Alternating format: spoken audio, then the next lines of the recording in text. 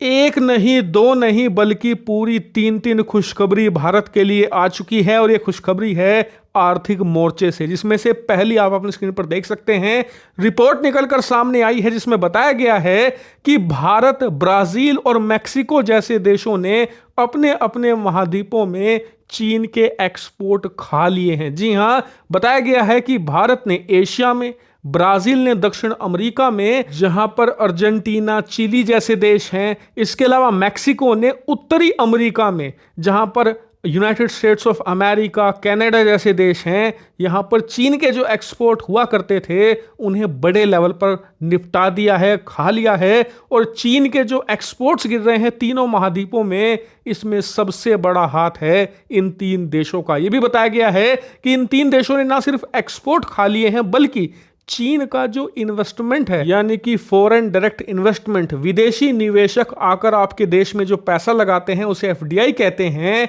वो चीन के अंदर 30 साल के सबसे निचले स्तर पर इस समय चल रहा है। और उसे नीचे पहुंचाने का सबसे बड़ा हाथ इन तीन देशों का ही है, क्योंकि चीन का जो एफडीआई है इन देशों में डिस्ट्रीब्यूट हो रहा है और ये देश अपने यहां पर लगातार नई नई फैक्ट्रियां, नई नई कंपनियों को अट्रैक्ट कर रहे हैं, जो कि पहले चाइना के अंदर मैन्युफैक्चरिंग किया करती थी। और ये चीन के लिए एक मैसिव लॉस है। और इस वजह से चीन के जो एक्सपोर्ट्स हैं वो लगातार गिर रहे हैं, चाहे वो इंडस्ट्रियल एक्सपोर्ट्स हो या फिर गुड्स के एक्सपोर्ट हो, हर जगह गिरावट देखने को मिल रही है। और इन तीन देशों ने तीन महाद्वीपों में जो कोहराम मचाया है उसके परिणाम चीन आज भुगत रहा है। बात करते हैं दूसरी खुशखबरी की, जो आई है भारत के लिए फॉरेक्स रिजर्व से, यानी कि भारत के खजाने से। जैसा कि आप स्क्रीन पर देख सकते हैं कि पिछले 2 हफ्तों में भारत का खजाना भयानक तरीके से उछाल ले चुका है।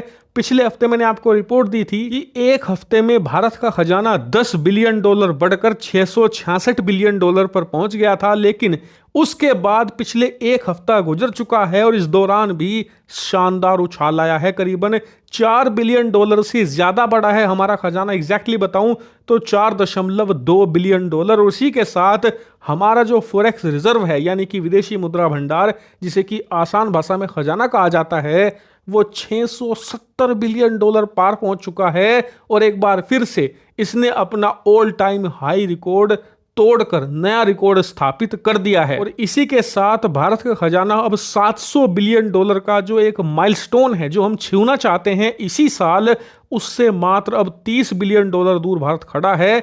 अगर जिस प्रकार पिछले 2 हफ्तों में हमने उछाल दर्ज करी है करीबन $14 बिलियन की, इसी लेवल पर हम बढ़ते हैं तो एक महीने में हम इस माइलस्टोन को छू सकते हैं, यानी कि इस साल से बहुत पहले। लेकिन अगर हम $4 बिलियन भी ऐड करते जाएं तो भी हम अपना टारगेट इसी साल अचीव कर डालेंगे। और ये भारत के लिए डबल खुशखबरी के तौर पर देखी जा रही है, क्योंकि जैसे जैसे भारत का खजाना बढ़ रहा है वैसे वैसे जो विदेशी निवेशक हैं उनमें भारतीय अर्थव्यवस्था को लेकर जो कॉन्फिडेंस है वो भी इंक्रीज हो रहा है। और इसके अलावा ये भारतीय अर्थव्यवस्था के लिए एक बूस्टर की तरह भी काम करता है। आपको याद होगा पिछले 4 सालों में जब जब भारतीय अर्थव्यवस्था थोड़ी डगमगाई है, हमने अपनी अर्थव्यवस्था में इस फॉरेक्स रिजर्व नाम के, यानी कि खजाने नाम के इंजेक्शन को लगाकर फिर से इसे बूस्ट दिया है और कभी स्लो डाउन नहीं होने दिया। इसीलिए जैसे भारत का खजाना बड़ा होता जाएगा, भारत की इकोनॉमी का बूस्टर भी विशालकाय होता जाएगा, यानी कि अर्थव्यवस्था को ये और रफ्तार देगा।